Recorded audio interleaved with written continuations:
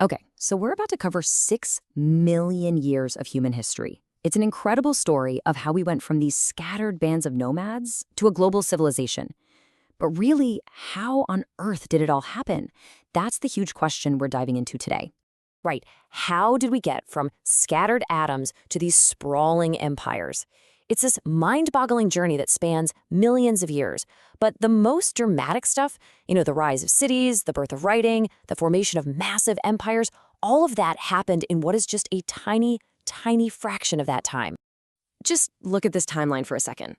For nearly 6 million years, human evolution was this slow, steady, gradual process. And then, bam! Around 4000 BCE, something just clicks. Cities pop up, and the pace of change absolutely explodes. So, what was the spark that lit this incredible fire? Well, it all started with one revolutionary idea, an idea that completely changed our relationship with the planet, and it began in the fertile lands of Mesopotamia. See, instead of chasing our food, we figured out how to grow it. This simple shift from hunting to harvesting, it meant we could finally stop wandering and start building. It meant we could support huge populations. I'm talking 50,000 people in Uruk, the world's first city. But, and this is wild, this whole revolution, it came with a totally surprising cost. Yeah, believe it or not, this new way of life came with a physical trade-off. Our hunter-gatherer ancestors were, on average, taller and just more robust. They were basically super athletes compared to the first farmers. The move to agriculture gave us food security, for sure, but it actually cost us some of our physical strength. Okay, so once you have thousands of people crammed into one place, you run into a brand new problem, right? Total chaos. So civilizations needed to invent systems of order, and the solutions they came up with were incredibly different. Over in what's now modern-day Pakistan, the Indus Valley civilization was obsessed with a very practical problem: how to keep their cities clean and their people healthy. And their solution was just remarkably practical: advanced sanitation.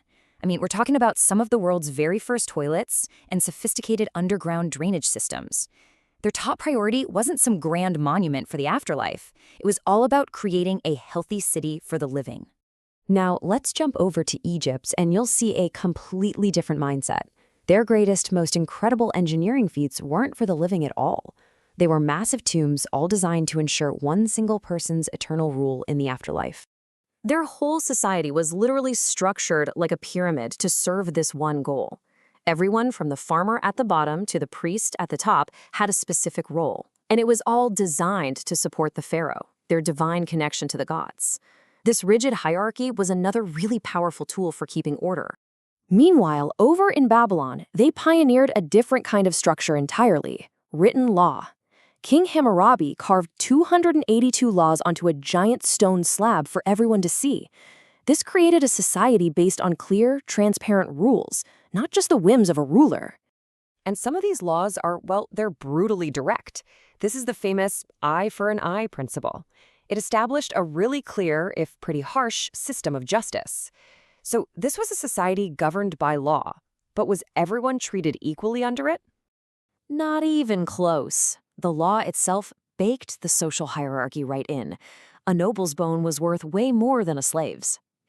This just shows us that while law created order, it didn't necessarily create equality. It's a huge reminder that laws have always reflected the values of the society that creates them.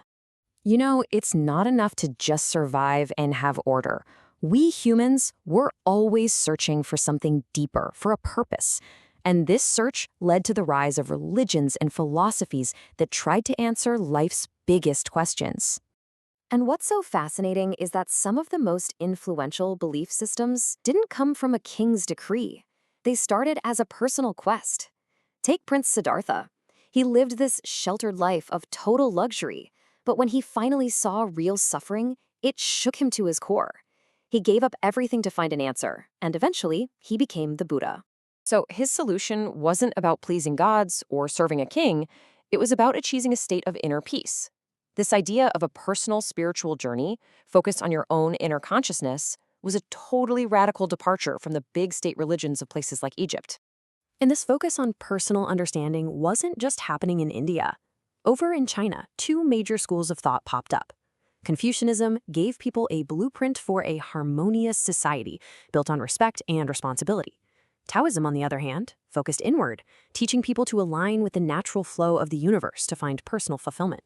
So, as societies get bigger and more complicated, this one question becomes absolutely critical. Who gets to be in charge?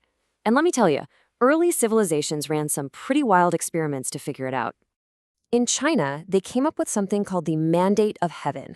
This gave the emperor a divine right to rule. But, and this is a really big but, he could lose it.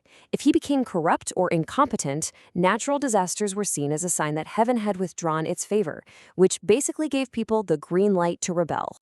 Meanwhile, the Athenians tried something, well, completely different: democracy.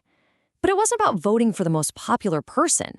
Get this, key government positions were filled by a lottery, a totally random selection of citizens. It was a chaotic, but absolutely revolutionary system. Of course, not everyone was a fan.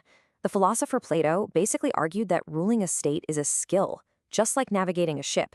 You don't pick your ship's captain by lottery, you pick the expert. And that tension, that debate between expertise and the will of the people, yeah, we are still having that exact same argument today. So you've got all these distinct civilizations, each with their own unique ideas about order, meaning, and power. What happens when their worlds finally smash into each other? Well, sometimes these interactions led to war. In the Greco-Persian Wars, the Athenians faced just incredible odds. At the Battle of Marathon, they were outnumbered 2-1. Their victory was this powerful proof that a better strategy could actually beat superior numbers. But conflict wasn't the only outcome. After a bloody and indecisive war, the Egyptians and the Hittites signed the world's first known peace treaty.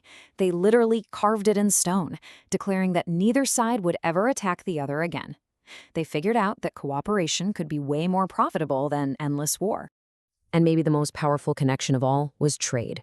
The Silk Road wasn't just for moving goods like silk, it was the ancient world's information superhighway. Buddhism traveled all the way from India to China along this route. Technology, art, and philosophy flowed in both directions, changing every single culture they touched. Okay, so as we wrap up this whirlwind tour, let's bring it all home. Let's connect these ancient foundations to the world we're all living in right now. You know, the fall of Rome in 476 AD is often seen as the end of the ancient world, but it wasn't really an end. It was more of a transition, a handoff. The empire itself fell, but the ideas it inherited and developed, they lived on. Think about it. The core concepts we've just explored, settled life based on agriculture, the need for laws, the search for meaning, experiments in governance like democracy, and the power of global connection, these aren't just history. They are the fundamental building blocks, the absolute bedrock of our modern world. So, ancient civilizations used those foundational ideas to build their world. And that leaves us with one final, and I think crucial question. What are the ideas building ours?